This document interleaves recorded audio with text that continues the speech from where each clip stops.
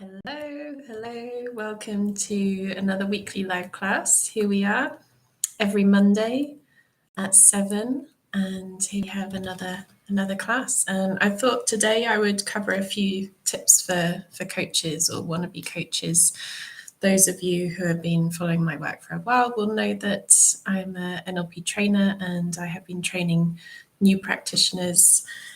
And this is something that I put to one side whilst I was focusing on other projects, but that's something that I was doing in the past. And yeah, it was lovely to guide groups through NLP trainings and see them on their journey. And also all the years after that as well. And yeah, there's been a lot I've learnt and still learning. It's a never-ending journey. It's not something that you click your fingers once and you're there and you're now like some like guru, or you've like achieved everything. Or no, that's a misconception. It's an ongoing thing, an ongoing journey. Though I wanted to talk about a few things I've learned along the way, like different insights and things that can be useful. And whether you're like, maybe you're in the coaching field, maybe you are wanting to become a coach, maybe you're not in that at all, maybe you're just interested in coaching or receiving coaching, or maybe you're just curious, and this topic will be relevant to most of that. So even if you don't want to be a coach or you're not, there will still be some useful tips in this class. So first, let's do a check-in. Notice how you are, connect with the breath. So inhale, exhale, and just notice how you're doing today. How's your heart? How are you feeling? There's been a lot going on in the world, and I know for some, it's been pretty chaotic. It's chaotic times, and yeah, having a moment just to check in and take a deep breath in and out, and just feel that support from the ground beneath you. The contact of your feet against the ground can really help. This is something that I sent a message to my graduate students this morning, just as a little reminder, because my goodness, what a lot has been happening in this planet. And I mean, I've said this so many times over the years, but it seems like it just gets more and more intense. And yeah, so it's really important that we have some practice where we can return to our natural rhythm, come back to the heart and the breath and that life. So yeah, so if there are any questions, then just pop them in the chat. You can just let me know if there are any specific questions about coaching, about like whether you want to be a professional, whether you are practicing already and there's some things coming up. If you have any queries, like if you want to learn anything about NLP, like pop them in the chat, and all these questions I can answer them. And even after this live is gone past, I can still come back and check out the questions and perhaps use them for future classes. And quick side note that next Monday, will be the last live class before the summer break.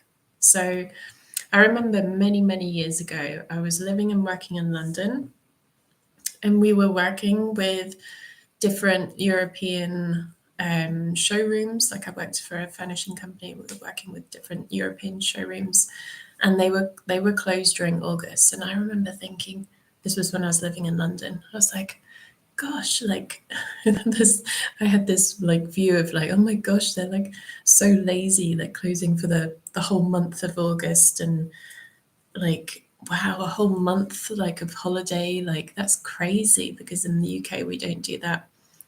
Until I moved to Spain, and then I realized why.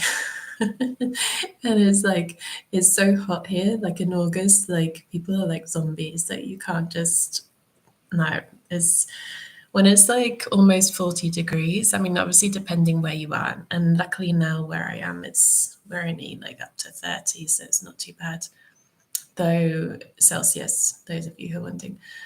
And it's, yeah, but the whole of August is like, it's hot, it's sticky, it's humid, it's not, unless you got really good aircon, it's not a time to be working so as much as the other times of the year. So that's why this is the amazing thing. Like when you move countries, you learn a lot about your own country. I was discussing this with a friend the other night, and a lot that would be another podcast episode or another class at some point, like sharing what I've learned about the UK since moving out of the UK.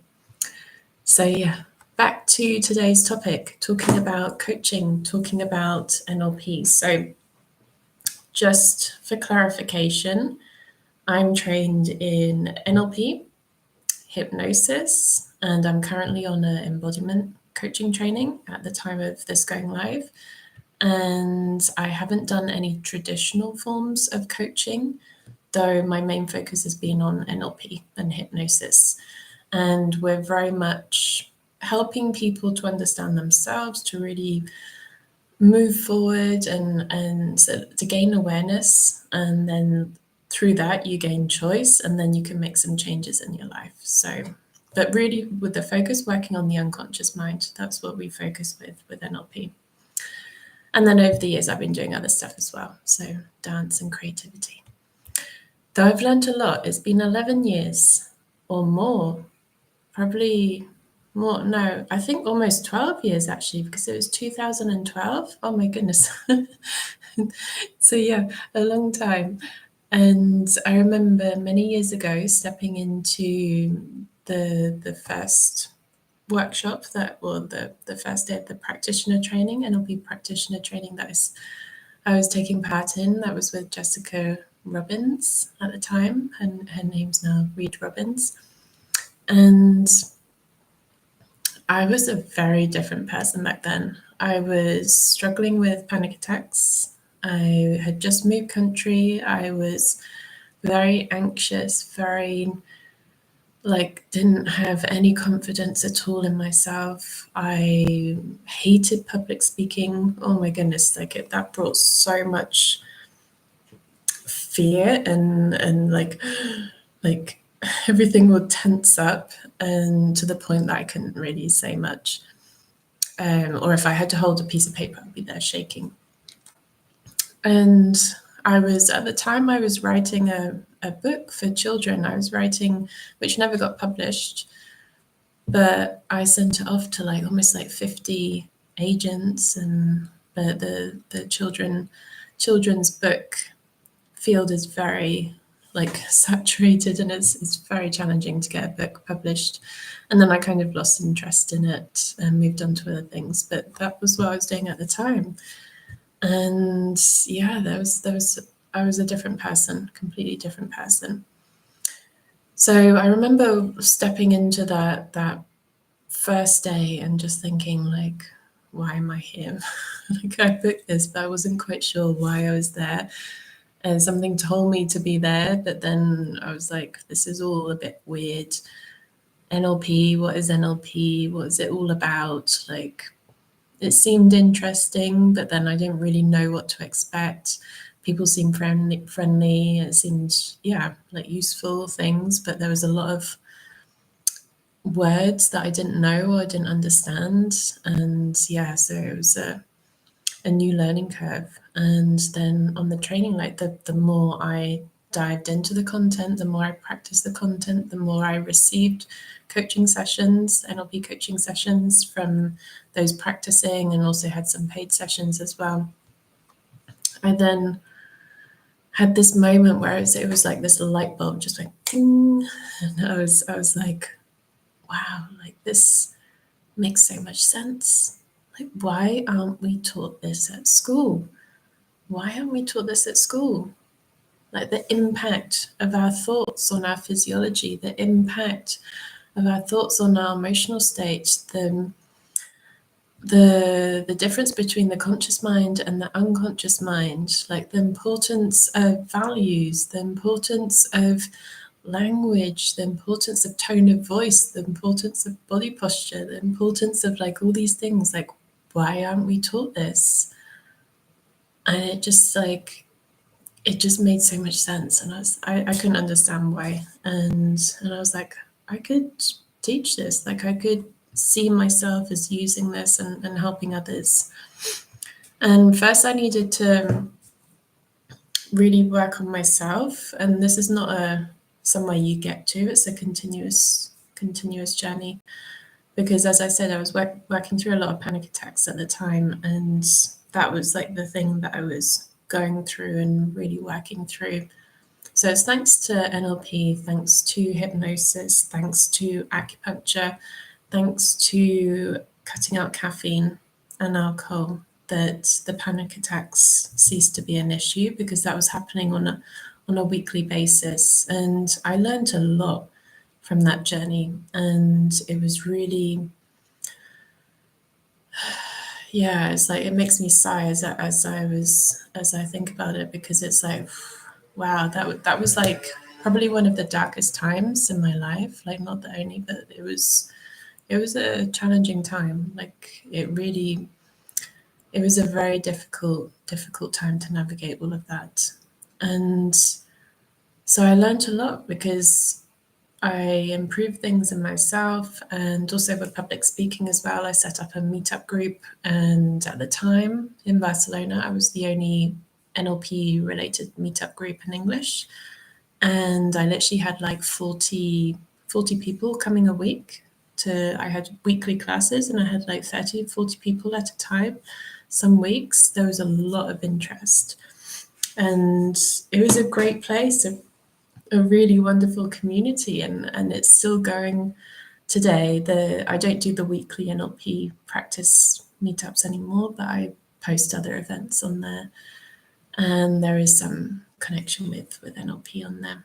So I learned a lot through that, because it was through the continuous practice of knowing that people had signed up at the time. Like, the meetups were almost free. Like, I think at some time I was literally charging like €3 €3 or €5 to attend a meetup, and just to cover the basic costs. And I was like, yeah, I wasn't doing it for the money. I was just doing it for the practice and the community. And yeah, at the time, like, knowing that people had signed up and people had said yes to going, like, that gave me accountability. It's like, okay, I need to show up. I need to practice. Like, no matter how nervous I felt, I needed to show up and be there and talk about whatever topic was in question for that week. So I presented different topics for that week, and we practiced with each other, discuss different things, everything from sleight of mouth to sensory acuity to submodalities to the linguistics to meta model to like all sorts of things, like basic hypnosis as well. And it was a chance to, I wasn't going into hypnosis in depth at that point. It was literally just giving a little insight into what I learnt and things that we could do for ourselves.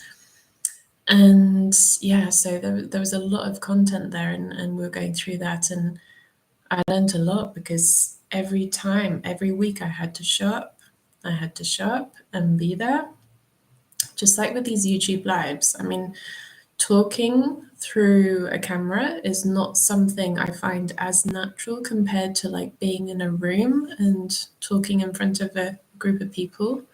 Now, at the time, like, that was something I was practicing as well, the public speaking, but now that comes very naturally. But now my practice is talking to a camera.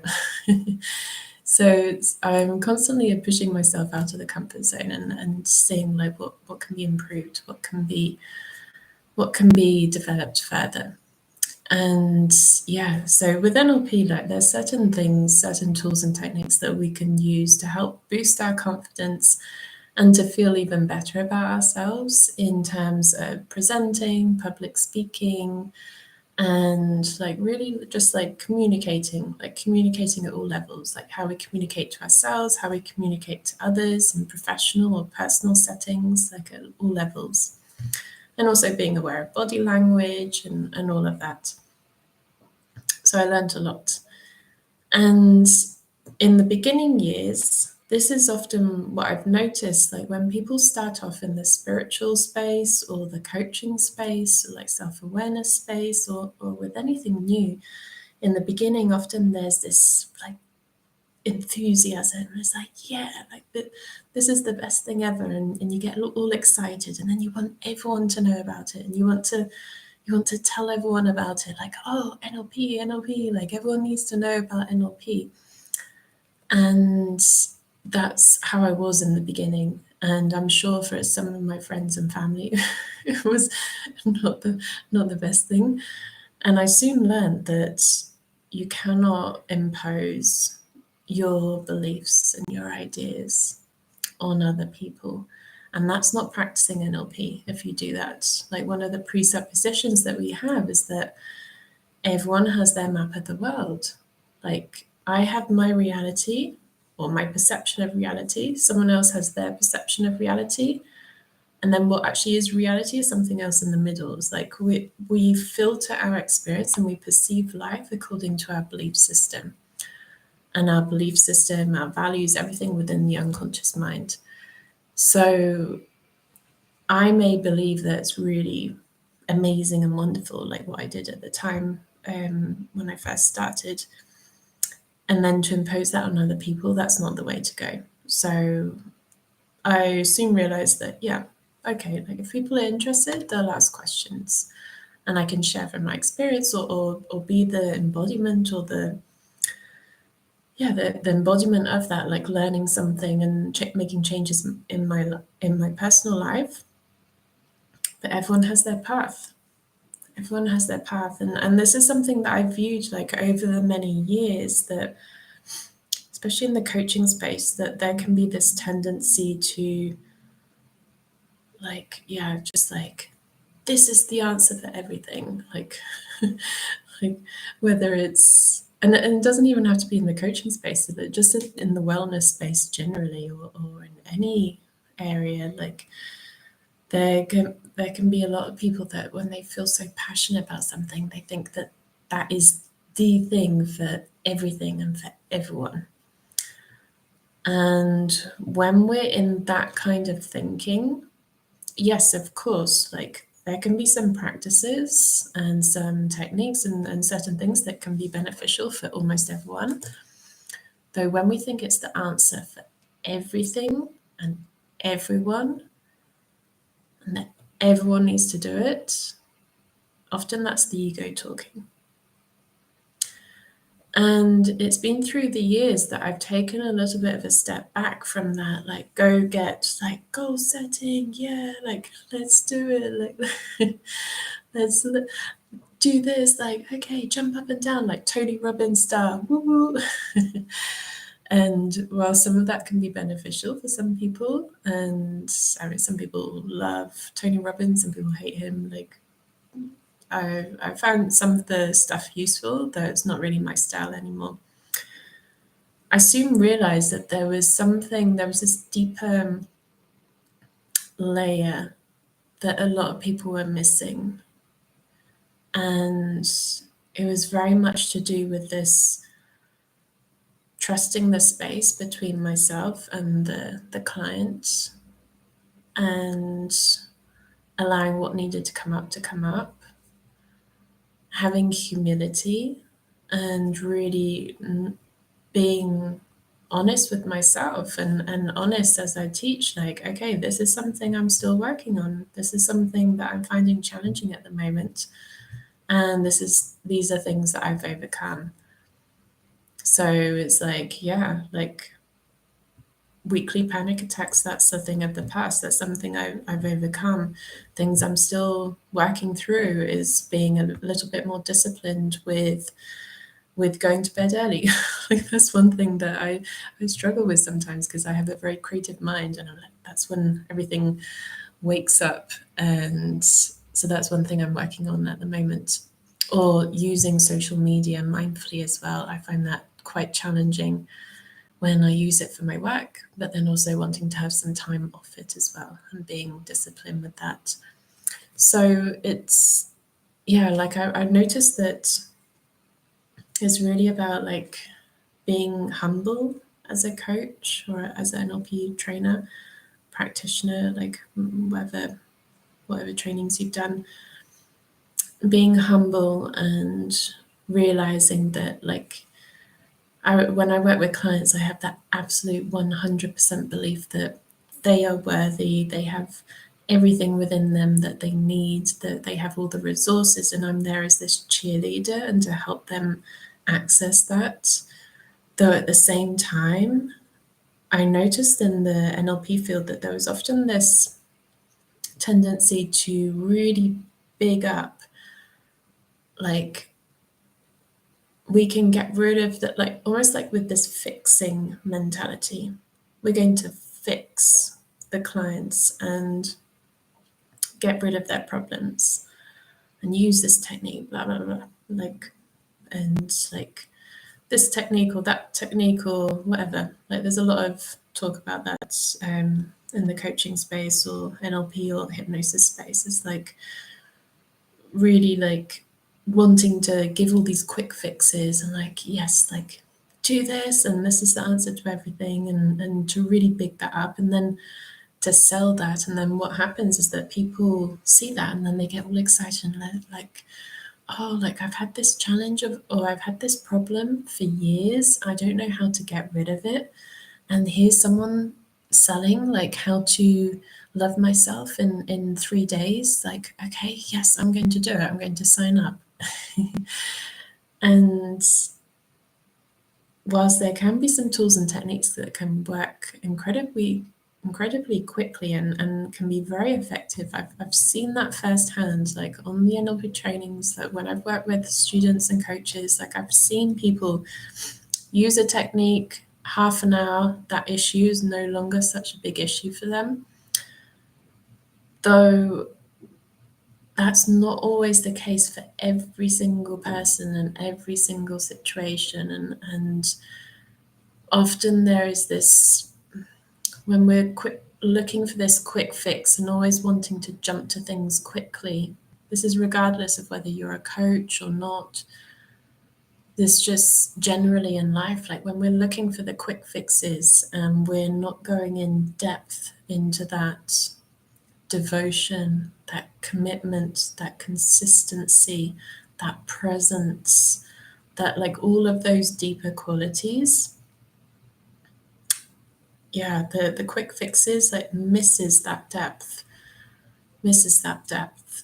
And I realized that what I realized that, and I had many different experiences that brought that to my awareness, and very much brought the shadow to my awareness, the shadow in the coaching industry, the shadow in the NLP industry, shadows within myself, shadows within others. Like I started seeing light and shadow in everything.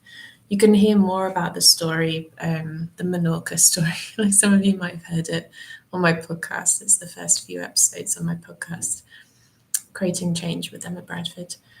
And yes, it was through those experiences that I started waking up to like, wow, it's more about that wholehearted experience. It's more about embracing everything, the whole, rather than just one part. Like this happens a lot in spirituality as well. Oh, love and light. Let's just focus on love and light, not look at the other stuff.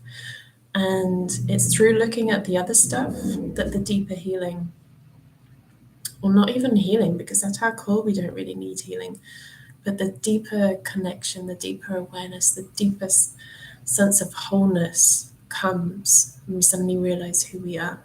It's like, okay, yes, that's what it's about. That's what it's about. It's like, yeah, everything slows down. It's like when I talk about that, it's like everything just slows down. You just come to this place where you don't feel you need to push and strive and fix and like not to say that you can't make improvements or can't make changes, though it's important to keep moving forward as well and not be stagnant. Though it's a very different mentality when it's like it's doing it more in a accepting way, a loving way, a gentle way, a tender way, rather than this like, yeah, go, go, go, get rid of this, fix this, blah, blah, blah, like what is usually sold in the wellness space. So I almost quit all the NLP coaching that I was doing because I was seeing all that shadow in the coaching space, and I really didn't like seeing all of this. And then I realized that if I quit, that's actually like one fewer person, even though like I'm just like I'm one person, and like the impact that I make compared to some people is very small. Though that's one person less teaching about the wholeheartedness, teaching about the wholeness, the integration. So I continued, and then I found my feet, and I really like found a way to work with NLP in a way that felt very aligned and is quite different to how I was taught in the beginning. The techniques are still the same. Like I use the techniques the same way, though the approach, not necessarily from my teacher because she's very wholehearted and holistic, but from what I was learning from people online, like Tony Robbins and all those big big names in the coaching space. And I was suddenly realizing, yeah, this more gentler approach can actually be very fulfilling and create great long-lasting changes at a very deep level, helping the client to really come to this deeper sense of self-acceptance rather than a quick fix.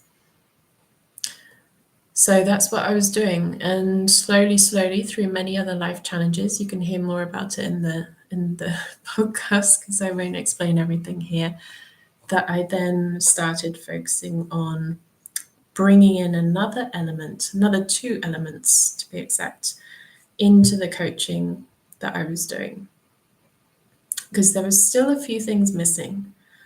NLP is amazing, like really working with mindset and the mind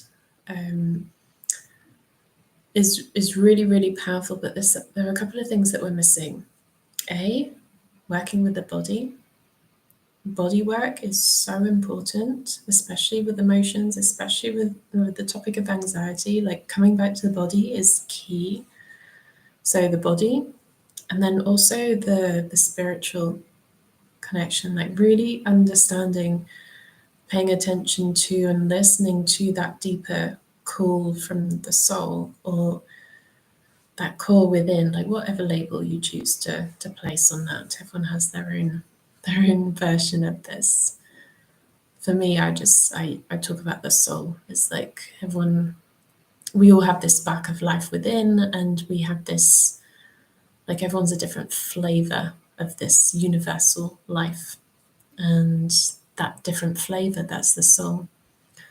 And so those were two things that I started learning and growing and developing and starting to bring into my work.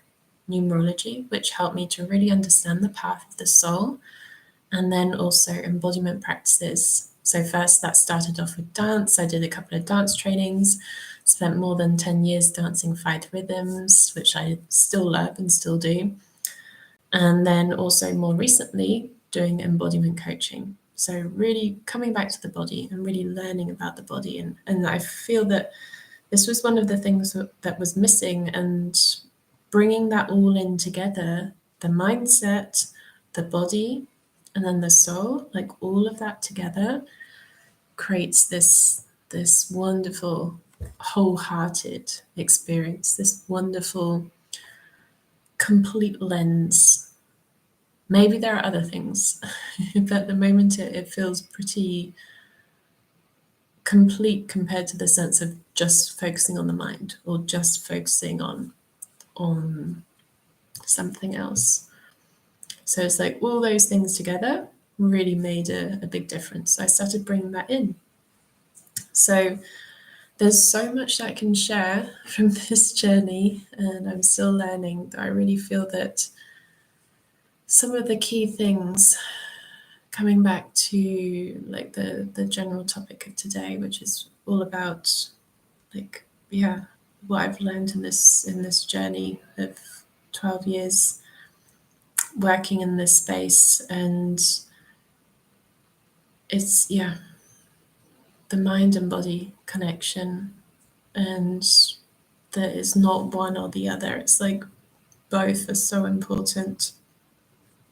Not to impose our ideas on other people, to respect other people's map of the world. We can offer alternative perspectives, by all means, though everyone has their own perspective, and this is what is also generally, not just in the coaching world, but I'm seeing this a lot in the online space with politics, that there's a lot of division, and it's very disheartening, and it's a complete waste of time and energy that could be directed towards creating a change when people spend all that time and energy arguing with each other. But yeah, that's a whole other topic. So yeah, not imposing on others, and really like practicing, doing the practice, like embodying things, like the lived experiences I've had, the things that I've integrated and embodied are the things that I can teach from a much deeper level compared to something I just learn in a book, or like hear about in a podcast. It's like, or even just like being on a training but not actually practicing, like that doesn't do anything. When you actually like integrate things and you go through experiences where like, what, like that really impacted me, or that created a change, or that really like made me aware of like the shadow or the light or this topic or that topic, and then suddenly it's like, yeah. It's like with the topic of anxiety and panic attacks, I've always made it very clear that I'm not a therapist. I'm not here to diagnose. I'm not here to give medication, though I know a lot about anxiety. I've lived through it, and I can certainly, like with many years' experience and also personal experience, like support people with mild anxiety going through that in the NLP coaching embodiment format. It's something I know because I've lived it. I've lived it. So yeah, like really practicing and embodying things, and this is one of the mistakes I made in the beginning, that I was jumping too much into the content creation and all the focus being on the outside. Like, what am I going to give? What am I going to offer? What am I going to do? And not focusing on myself and my own journey as well. What else have I learnt? there's been a lot. I actually have a podcast episode all of like about more things I've learnt. But I just thought to share a little bit today about some of the journey and some things I've learned along this way, that I think one of the most powerful things, and something that has come to my awareness again more recently, is not something new, but it's come to my awareness again more recently, is that I wrote a email about this a while back, and like so many people are seeking out there, like outside of themselves, for answers. The answers lie within. It's not to say that we can't learn things, or we can't find out answers through hearing other teachers, or doing a practice, or whatever, like outside, but it's all a reflection of what's within ourselves, and coming back to the simplicity, the humility, the stillness, the quietness, the presence, the breath, like coming back to that. Coming back to that is a really, really wonderful starting point if ever you're feeling overwhelmed or stressed, or things are chaotic, or just like challenging or difficult, like coming back to that. And as coaches, sometimes I've noticed, like in myself in the past, and also new coaches as they start, like they want to use all the techniques.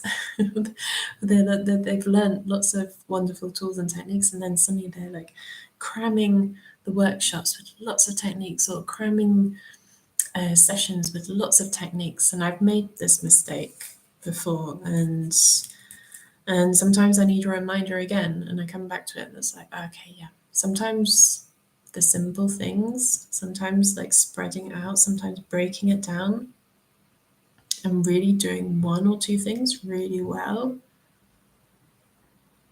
that's when you get great results, rather than trying to cram everything in or trying to prove a point. So simplicity, coming back to the basics.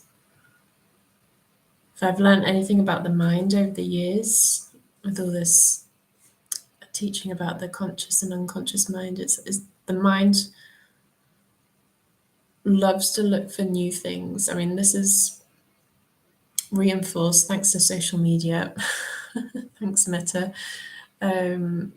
reinforced to like keep, like, our brains are literally being rewired to go on to the next thing, the next thing, the next thing, the next things, like scroll, swipe, scroll, swipe. And when we're constantly doing that, we're escaping the present moment and escaping this presence. And I feel that this simplicity and this presence, like just being with what is right here, right now, is one of the forgotten medicines that we need. And coming back to that is really powerful in coaching sessions for ourselves, but like at so many levels, it's so powerful coming back to that. And so many people are looking for the next quick fix, like, oh yeah, the latest technique. Okay, I'll do that. Or I'll do this. I'll do that. Do that. And it's like, what if we have everything that we need right here, right now in life? What if we have everything that we need right here, right now in life? Of course, it doesn't mean that there are not things that we can improve and change. Though what I'm getting at is that at the very deeper level, it's like there's the breath, there's the connection with the body, there's a moment of stillness and awareness. Like, how is life inviting me to expand right now? Like, what's life teaching me right now? So when we're working with clients, a thing that I've noticed, I used to do this, and a thing that I've noticed in new coaches, that they will very much be up in the head, and they will be trying to think their way through a coaching session. It's like, oh, what technique do we need to use? Like, what do we need to do? Like, oh, I need to do this. Oh, I need to make this change. I need to blah, blah, blah. Like, they need to do this for the client. And of course, we need to be aware. We need to use the tools. We need to be able to reflect on things and think about things to do a good session. But the part that people often forget about is trusting themselves as the coach, trusting the space between themselves and the client, and being present, really listening. Because when we're really listening to the client, then it becomes obvious. It becomes obvious what they need. And then you're in a much better place to guide them to find that out for themselves. So it's really listening, like being present. And it comes from this embodied, centered, grounded space, rather than trying to fix and figure out and being like coaching from up here. It's like, where am I coaching from? Just the head? Or am I going in as like a grounded, centered, embodied coach?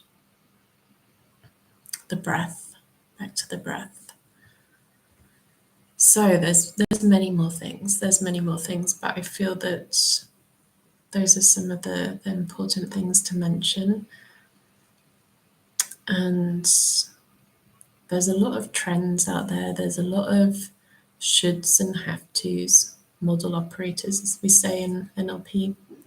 Like, oh, you need to do this, you need to do that. Like, in order to have success, or you need to follow what other people do, or what these marketing experts say. And yeah, there are things that can be useful, and also like always do things that are in alignment with you and your values and your truth. Because if anything goes out of alignment with that, that's going to be very challenging, and you can't really do a job successfully if you're there in conflict. So really listen to, like, how do you want to show up? Like, how do you want to coach? Like, what are your strengths? What are your weaknesses? Like, continue to learn, grow, and evolve, and in your personal life and professional life, though, really like coach from this wholehearted, grounded, centered place, rather than what you see other people doing and what you think you should be doing. This is especially relevant for social media. And a few things to mention that there are many more things I can talk about, but there's a few things to mention, and I can't fit it all into this talk in this class. Though, if you are thinking about being a coach, a few things I wanted to mention. The coaching world is very different compared to 10, 11, 12 years ago. Like when I started, compared to now, it's a very different industry at many levels. Like now I open up Instagram, like with the boom of social media, I open up Instagram. Like I started before, like I didn't have Instagram when I started. I didn't like, that was not a thing. I didn't post on Instagram. Now it's very different. And when I open up Instagram now, I see coaches selling packages for voice only audios. So you don't even get a proper one-on-one session with them, like face to face or through Zoom, for like thousands of dollars. And they're selling that by being practically naked under a tree, dripping with honey, and talking about feminine devotion and blah blah blah. And I'm just like, what's going on? There's an expression for everything, and I'm sure that there's a place for everything, though it's a very different space compared to when I first started. And sometimes there's this like picture painted that, like, especially by the people who want to sell trainings to coaches. So people want to sell coaching trainings, people who want to like sell their programs. Oh, do this certification and you can become a coach. And they paint this picture. And they paint this wonderful picture that can be true for many. And also for some people, for many people, probably some people say like the vast majority of people, it won't be the case. Many people are unaware of the amount of work that goes into having a successful coaching business. The vast majority of the work is marketing, not actually coaching. Marketing. So if you don't like marketing, if you struggle with marketing, as I have done for many years, like that's been the part that I've really struggled with, then it's going to be challenging. And I've certainly found it challenging. Those who are very successful have a very good marketing strategy, have a team working with them, or are very good themselves doing marketing. A huge percent of being a coach is knowing how to market the sessions and knowing how to market workshops. A huge percent. more than any of the other time that you will spend coaching or with clients. So that's a huge proportion of it. It's marketing. Then also you've got all of the admin, so all the emails backwards and forwards, all things to sort out, setting up the website, maybe designing the website, maybe like in the beginning when you're starting off, like all these different hats you're doing yourself. So that's another big part of it, all the admin work and behind the scenes and the web design and all these different things. The financial side as well, keeping up to date with accounts, doing the accounts. And then like a small percentage for the sessions working with clients. So I mentioned this now, and this is not the case for every single person, though this is the case for many people in the beginning, especially in the beginning. I mentioned this just to bring a little bit of awareness to what it actually means to be a coach. That there are many things involved, not just doing one-on-one sessions. And there are 3 models that I've seen that work the best for people. If you fit into one of these 3 models, that this often makes it a lot easier. It's not the only way, but it often makes it a lot easier. Either you do the influencer model, so you create this, like, you express your personality online, you share much more about your life, you become this influencer in some way. So that has worked for many people. Or you sell trainings for coaches as well. So you sell, like, whether you're doing practitioner trainings, what I did in the past, I don't do anymore, or like you've got a workshop for coaches, or or people that want to study and learn and they get a certification at the end. So you sell that. Or the other option that I've seen that works well for many people is going into corporate and working for companies and taking your skills into the companies. So those are the 3 models that I've seen that work quite well.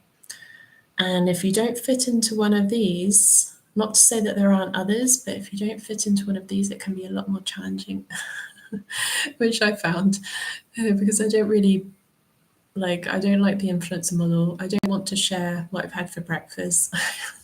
I don't want to like post everything about my life online.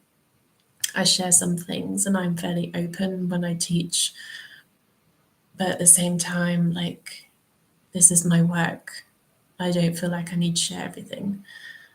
And then also, like, yeah, coaching other coaches, like, that's something I do enjoy, though it needs to come from a place that's very grounded and centered and authentic, and to not create more and more coaches when sometimes there's not a demand for that.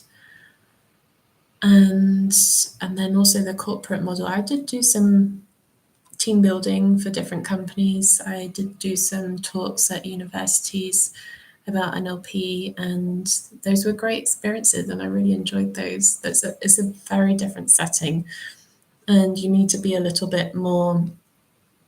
You can't go in there all woo-woo, kind of like, yeah, let's just flow, let's just which I can do in my creating change classes. We can dance the feminine, we can connect to our thoughts and beliefs and like what the inner child is talking about, and then dance with the inner child. Like, it's not really something I would do in a corporate setting. So there are all these things behind the scenes that I just thought to share a little bit about what it actually means to be a coach, and especially in terms of NLP, hypnosis. You tend to be looking for clients a lot quicker and more regularly compared to, say, for example, you're a therapist and someone comes every single week and like for a good body amount of time, like maybe like 6 months to a year or a few years, that they're coming every single week. Whereas with NLP, with hypnotherapy, often because the tools work, they're really useful. Like people come for maybe like 2, 3, 4 sessions, and then they've got what they needed, and then they're gone. So then you're back to marketing again. You're looking for new clients. So it's a very, very different model. So yeah, if there are any questions, let me know.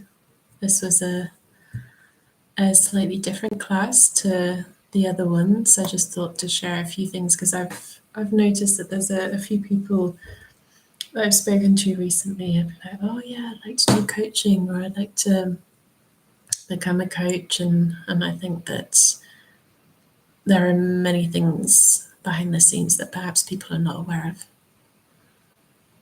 It's kind of similar, but not the same, but kind of similar to like when people say, oh yeah, I want to be a parent, I want to have children. And then the reality, yes, it can be the most rewarding thing, though there's a lot that people don't realize as well. It's a big job. Can't really compare parenting with coaching, but I just give that as like a kind of example to share that there's a lot more behind the scenes. So I'll leave that there. And yes, I love questions. Like if there are any questions, if there's any queries, anything you want me to talk about, anything you want me to share, like anything you have about my background in, like you want to know about my background in coaching, or about NLP in general, or hypnosis, or embodiment, dance, numerology, all these things that I've been exploring, then just ask away. I read all the comments and I love the interaction. I love hearing from you. So thank you so much for being here, for watching, and thanks for all the questions. If you have them, keep them coming. And next week will be the last class before the summer break. So sending you much love, wishing you a wonderful week, and I'll see you then.